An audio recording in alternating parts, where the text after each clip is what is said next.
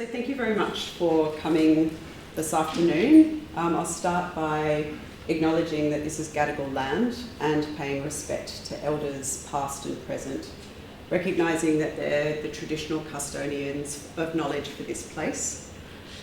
We also need to give thanks to the organisers of Climate Action Week, which is today is the last day of Climate Action Week. There have been 100 events that have run, more than 100 events actually, that have run over Sydney since Monday. Their primary sponsors are the City of Sydney, Boundless and Greenhouse, but they'd also like us to acknowledge that more than 100 volunteers have been working across the city to make events come together this week. This event today is being run by the Visualisation Institute. So the Institute is a cross-faculty institute within the university, and it's a hub for researchers who work on all types of visualisation to come together to find ways to collaborate, support each other, and build a profile for the incredibly important and leading work that we do. In order to have the event today, we decided rather than spending a lot of time organising a very large event, what we'd do is actually just bring some people together from the Institute who've been working on or would like to be working on climate-related projects, give them 3 minutes each, I'm going to be timing, sorry, to just quickly introduce the project that they're either working on or interested in working on, and then hand over for a little bit of conversation time. So find people whose work that you think is interesting and have a chat with them about it afterwards. The run sheet over here tells me that Julia's going to kick off. All right, 3 minutes, go. Hi everybody, I'm Julia Scott-Stevenson and I am a Chancellor's Research Fellow here at UTS. I'm over in the Faculty of Arts and Social Sciences.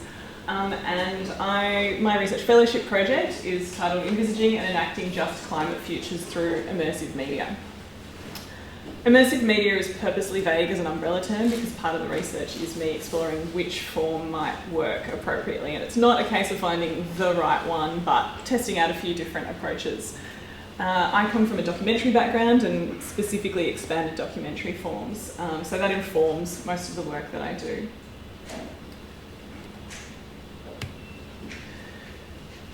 I'm interested in collective approaches particularly. Expanded documentary has really dived into virtual reality, but it has also taken a pivot into much broader forms, and I'm interested in those ones that bring audience members together into space. And I want to think about how we can enable those audience members to think through how they might feel agency in the face of climate crisis by coming together and experiencing these projects. So I started with a few LiDAR tests with this little series called Urban Wilds. And with this, it's speaking to how I'm conceptually quite interested in re-entangling humans with nature. So pushing back on that notion of humans in here, nature out there as something separate and distinct. This is something that's been a focus of the environmental humanities for a very long time, but it's a fairly persistent binary that still sticks a lot in cultural discourse. I want to explore notions of mess and notions of exchange. So humans are messy, nature is messy, which is one of the reasons I veered away from VR, because that tends to really gleam and be very shiny. And we're constantly engaged in exchanges with our natural environment. So we take in food, we excrete waste, we cough, we exchange bacteria with other people. And that's kind of why I really like the glitchy aesthetic that the LiDAR offers. It kind of speaks to this notion of permeability, which I think is really interesting. I'm still thinking on how to incorporate the LiDAR further into my projects. So meanwhile, back to getting people into space together, I was also interested in framings of desirable futures. Now, we know the dark side of climate change. We've all been living the apocalyptic visions, but where do we actually want to be? What's a future that we want to get to? So I started this project in the data arena. It's been on all of this week, and it's called Collective Visions. And I've been working with Thomas Ricciardiello down there to design this interactive experience where audiences can come in, and on day one we started with a blank canvas in the data arena, which is a 360-degree visualisation facility if you haven't been down there. And audiences are invited to write a prompt of what they would like to see their future look like.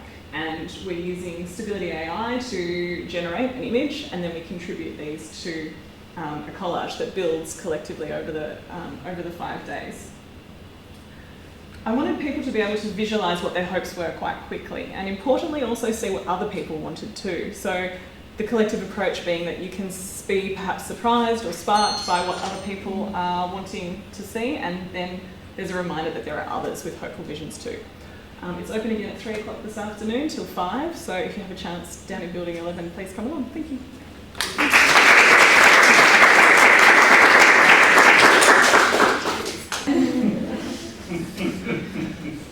I actually quite like the dentist. Hi everybody, my name is Rhys Williams. I'm the course director of landscape architecture at UTS, and I'd like to talk today about the social photo and change in landscapes.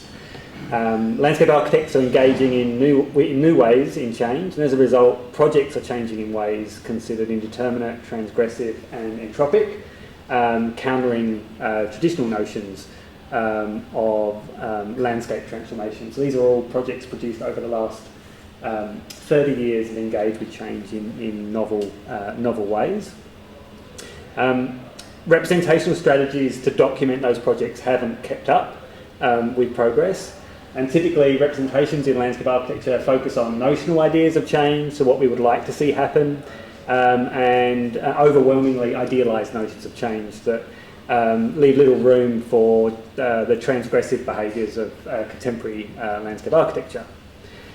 This means that the actuality of landscape projects is denied, unless you start looking on social media and follow Thomas as he's running around the Bordeaux Botanic Gardens. I'll come back to him in a minute. This issue is long-standing. Repton's book denied the scale of change required to make, or belied the physical effort and material effort involved in making change. And today, in something like the Barangaroo Harbour Park, renders emphasise the mature state of a project 20, 30 years into the future.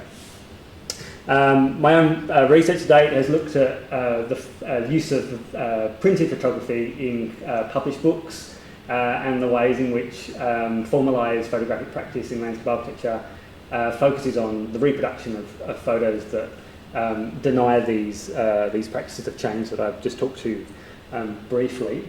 So I'm interested in moving away from conventional and formalised practices of photography associated with architecture and landscape architecture, and harnessing the social photo with its focus on the banal, the everyday, in interest of evidencing landscape change. The work that I'm doing is engaging with these properties: its abundance, its banality, its contemporaneity, the fact that it's instantaneous, that it's devolved, engaging a wider range of authors and a wider audience, and also the fact that it's ephemeral, potentially. What does this mean for climate and climate change?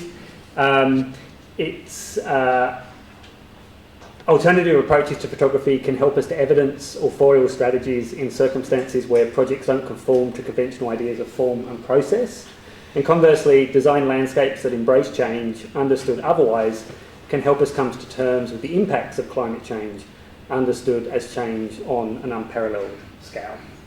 Cool, thank you.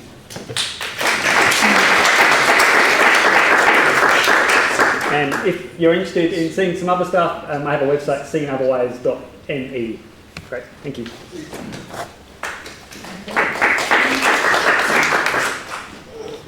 Okay, so I am Linda Makki, one of the 3 co-directors of the Visualisation Institute, and I'm presenting today on behalf of Mohammed, who's actually presenting this somewhere else. So the project we undertook through the Visualisation Institute, and we partnered with SJB Architects, a very big urban design firm in Sydney, to investigate the way decisions are made around urban spaces and the sorts of materials and the unsustainability of those materials, and a whole heap of artefacts that go into the composition of urban spaces. And to try and incorporate more qualitative aspects of urban space. So, is that coming? That's not progressing rather a little bit. Yes, it is.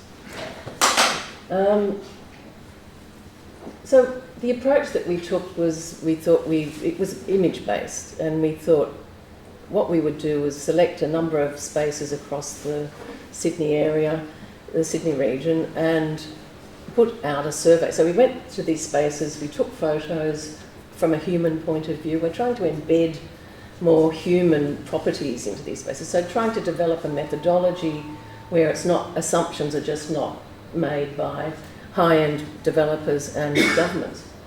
So then we did a survey. The sampling, probably wasn't as great as it might be, but nevertheless, we were trying to, as I said, develop a methodology. So we ended up in the survey finding, according to certain goals, which are also sort of slightly scary from some points of view, they probably a little bit ambiguous: ambience, beauty, comfort and safety. These are the sorts of properties that people really are concerned with in urban spaces. I think Andrew Burrell mentioned that if we're going to start incorporating things into spaces, then we need to sort of possibly consider virtual spaces as well. So we were coming off what already is, for starters, and seeing how it works. So we had certain percentages of people that like certain things. And we obviously did different demographics, cultural differences, age differences, all of that sort of stuff.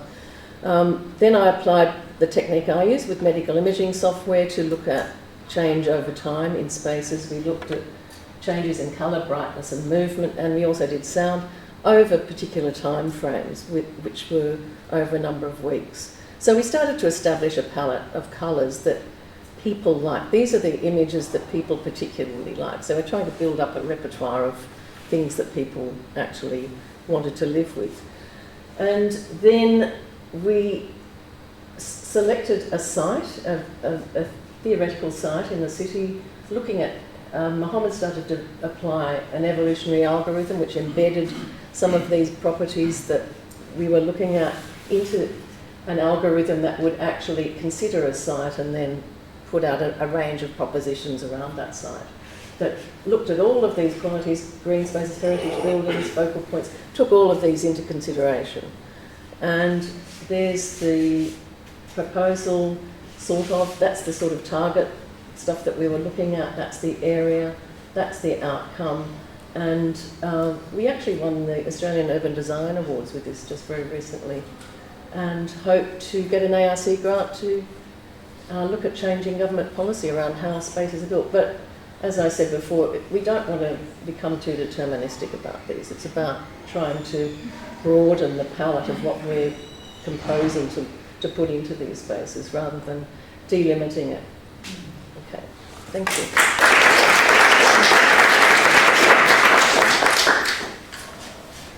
Can't get rid of that. Just press the arrow.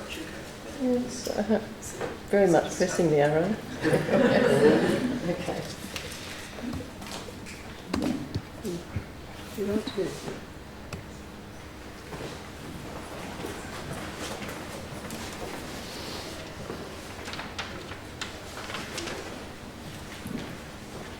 How are you doing?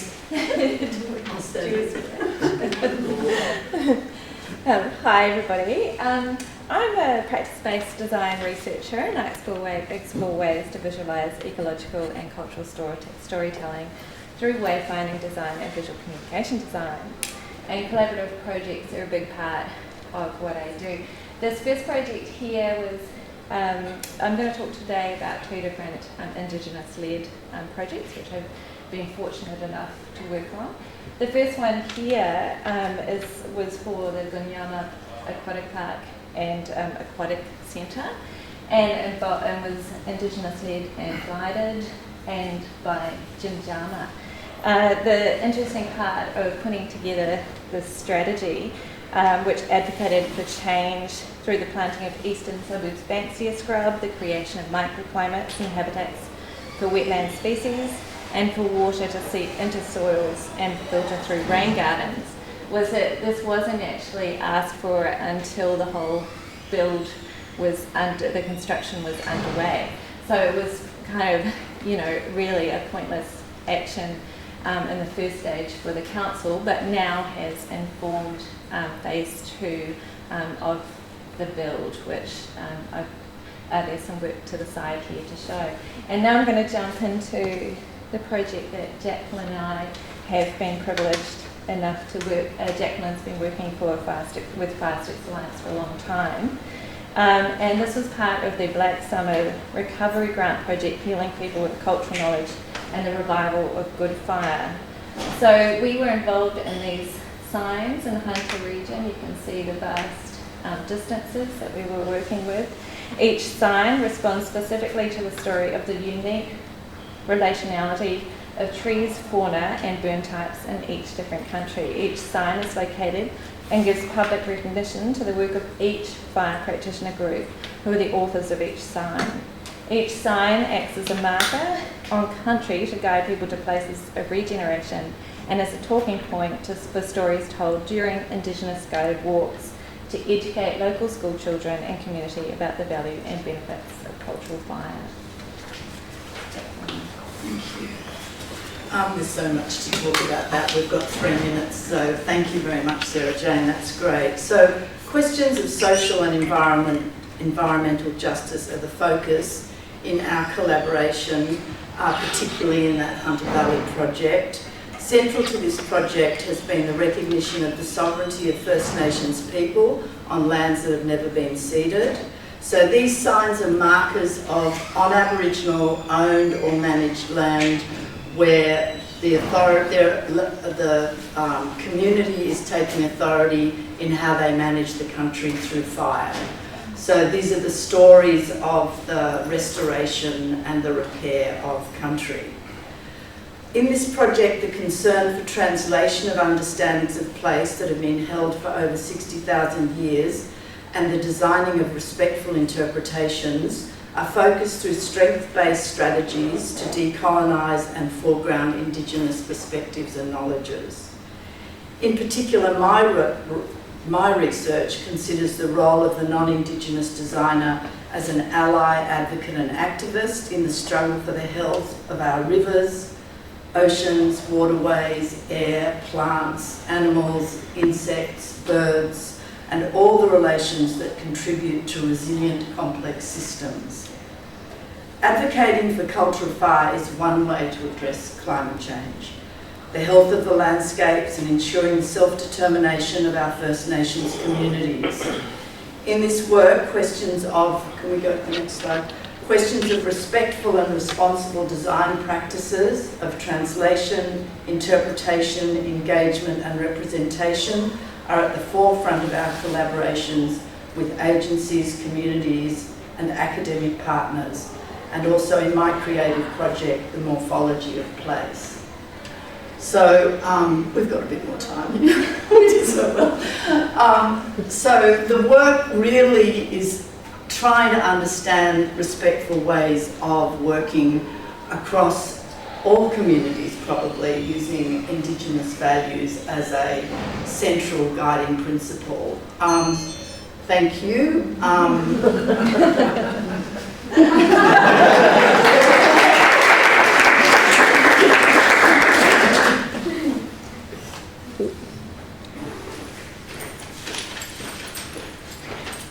Hi, my name is Seymour. I'm in the School of Design and Visual Communications. I'm talking today about The Invisibles, a 7-minute 5-screen video. It's not a finished work, really more of a proof of concept.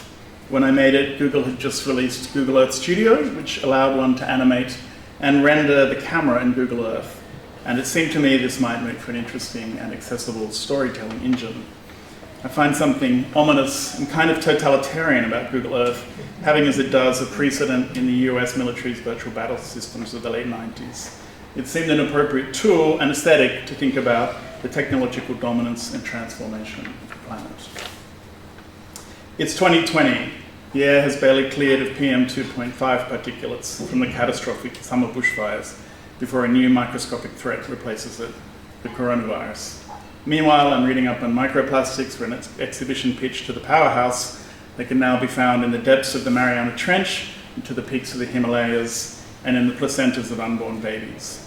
And every day, the CO2 concentration in the atmosphere climbs inexorably upwards. It seems to me that the tangible threats I grew up with, nuclear weapons, terrorists, famine, have been replaced by new adversaries, at once invisible and omnipresent.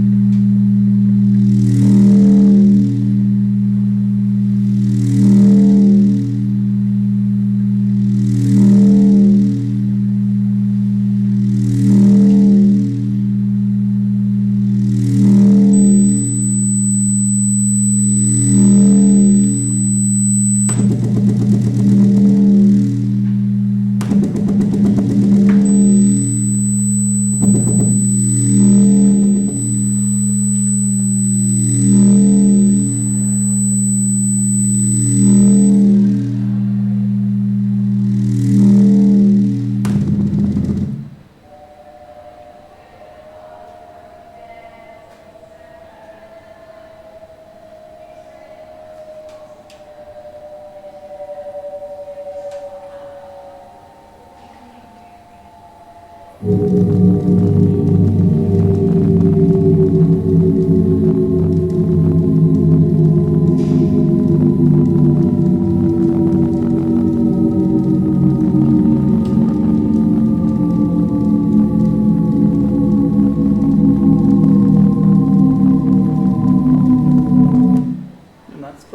4 minutes.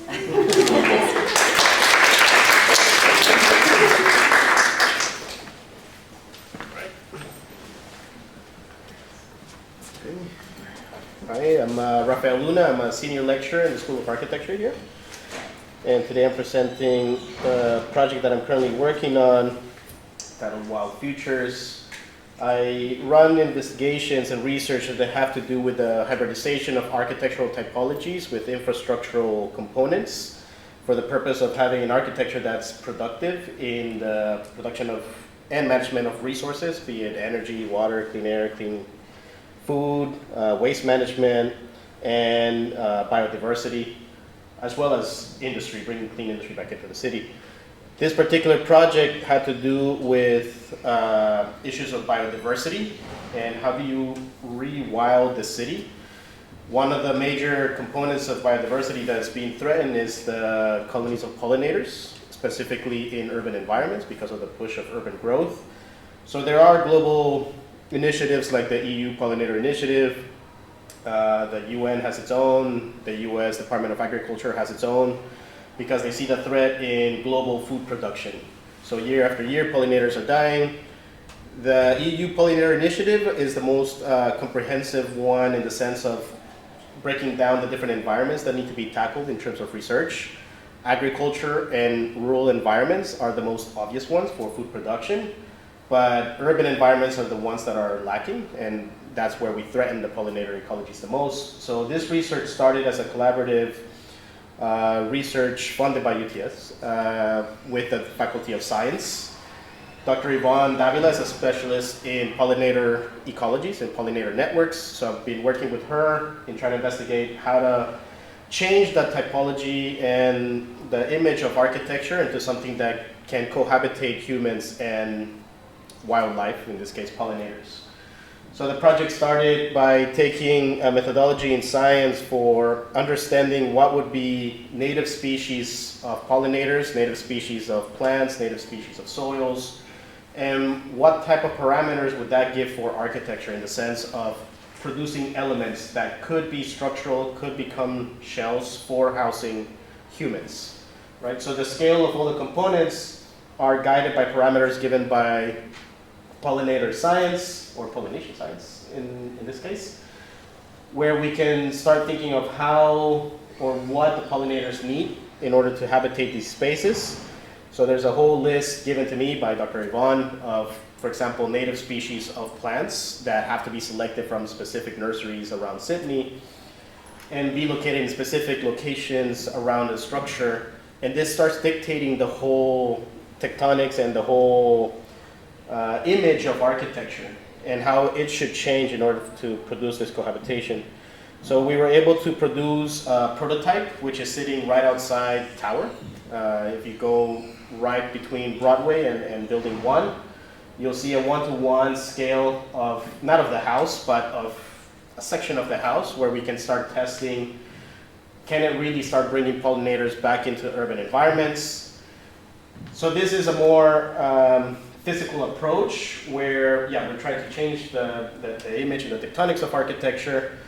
And the project is moving forward, discussing with other institutions that are working with pollination, like the University of Graz in Austria, where they're looking at different technologies of bringing pollinators, which would completely change also the way or the idea of having, let's say, plants to attract pollinators. Perhaps it's a completely different tectonic.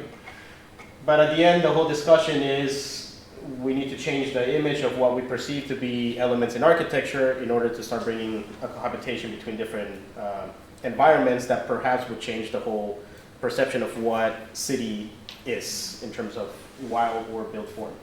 Yeah, that's it.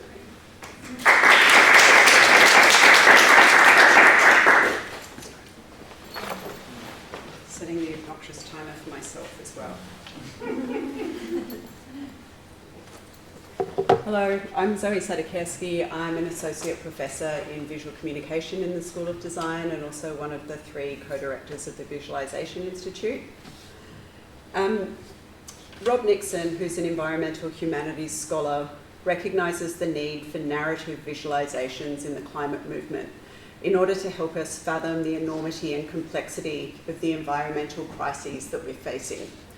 He asks, how can we convert into image and narrative disasters that are slow-moving and long in the making?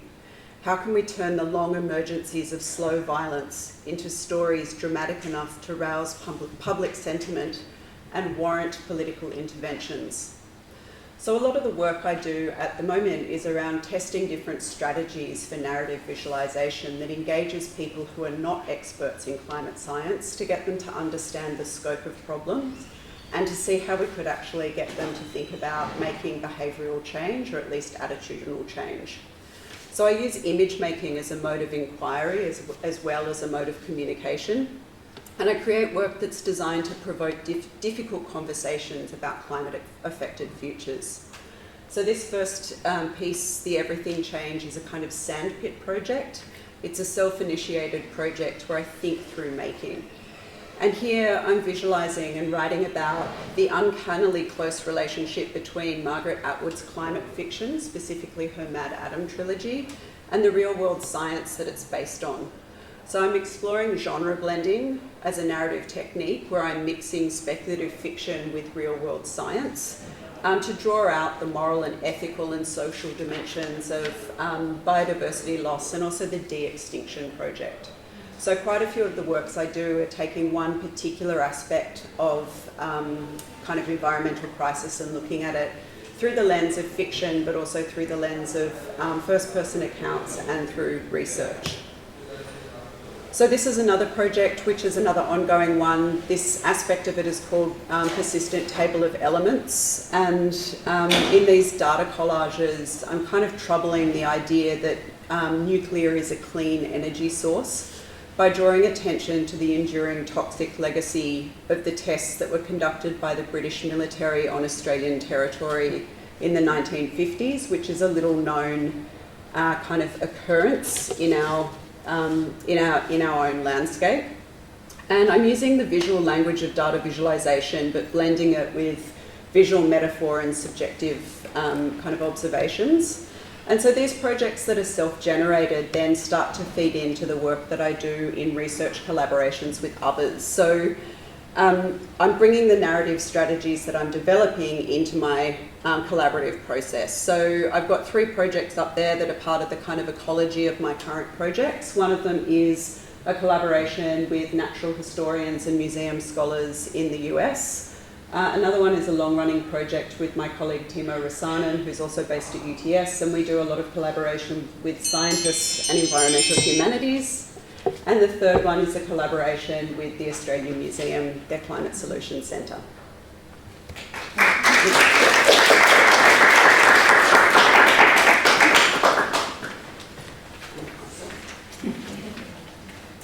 Hi, I'm Andrew Burrell, and in Visual Communication, Director of Visual Communication in the School of Design. So I'm going to talk about this project, Overground Understory, which is a container for projects that investigate more than human storytelling by positioning myself as creative practitioner, as a storyteller, medium, or demiurge, a decentered intermediary in a wider network. The project seeks to implicate the digital and the virtual within the more than human to better comprehend our relationship with technology and its link with an inextricability from nature, and how this understanding may result in a deeper understanding of the complex networks we are embedded within, with the potential to lead to compelling and unique forms of visualization for climate action. In order to tackle the climate catastrophe that looms, we need to also understand that the more than human networks that we are entangled within are both silicon and carbon, digital and physical. So the processes of Overground Understory are in pursuit of creating narratives between myself and my silicon and carbon kin, including generative computational processes such as machine learning systems, natural language processing algorithms, Australasian ravens, the Shoalhaven River, stringy bark trees, and bare-nosed wombats. So these processes began with walking the landscape, spending time in it, and scanning and photographing and recording with an iPad and a phone. During these walks, I very much felt like I was in a process of dowsing or divining. The reflective surfaces of these screen-based devices became a tool for scrying, as a mirror or portal, becoming an interface for seeing deeper into or through the membrane of my margins of awareness. I began to become aware of these older, perhaps lost to view processes that were emerging as what could be taken as a heritage of my own Western connection to the more than human, a connection forged in and for another hemisphere altogether. And at the same time, these processes were constantly reminding me that I was a settler walking on stolen land. Methods that have been eroded and discredited through processes of rationalism, essentialism, and reductionism. Falling back onto intuition and the use of processes, albeit in digital form, allow us to revise this lost contact and find a decentered place within a complex entanglement. I was then slowing down to observe, record, and ask questions, steps we developed as part of the earlier Urban Field Naturalist project.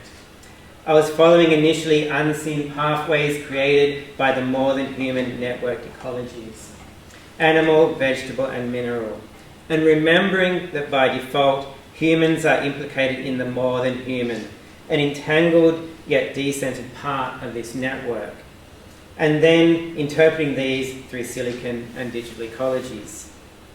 The task, of course, is impossible, but by attempting to find voices in these silicon and carbon networks, as the gestalt of entangled parts, we may find ways to move beyond the catastrophe, but probably not in any way we currently imagine. Thanks.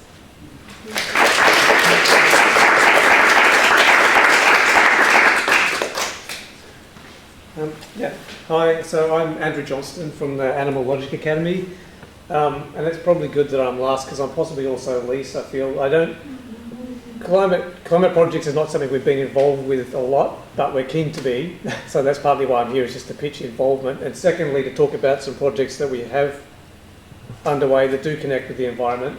This is one that connects most directly. So this is actually led by Serena Stewart in the Faculty of Business, who should be presenting today actually, but she's presenting somewhere else, so I'm the stand-in. But it's about small to medium enterprises decarbonising. To get to net zero by 2050, you have to decarbonise across the entire economy, not just the big corporates, the big companies, the big organisations, but also small to medium enterprises. And a lot of the time they're just not aware of where their carbon emissions are. So this project's all about helping them identify where the carbon emissions are, and at the moment we're gathering a bunch of data through surveys and so on to identify what they're currently doing, if anything, to decarbonise themselves. And our role in that is to visualise that data when it comes in. So I don't have anything to show right now except to say we're doing it, and how we're going to visualise it is to be determined, because I don't know what the data is yet or what the story might be that comes out of it. So that's one thing. The other thing I'd just say is something to pitch for what we do is that in the Animal Logic Academy we have a lot of projects that do connect with the environment and putting the environment front and centre, especially for young children. So we make works like these interactive theatre works that tell environmentally kind of aware stories to young children through theatre, through dance, physical theatre, interactive visualisations, and through large-scale interactive digital experiences that kids can have after they've seen a theatre show.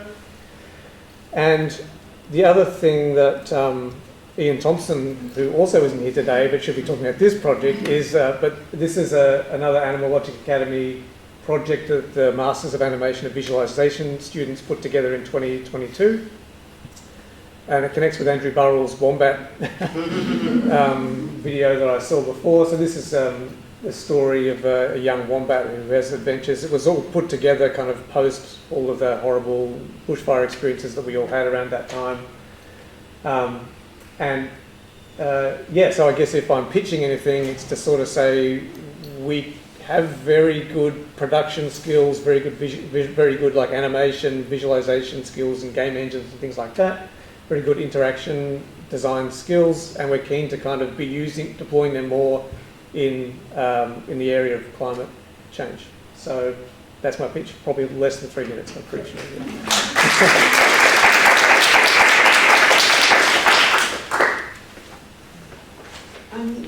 That actually concludes the formal aspect of proceedings.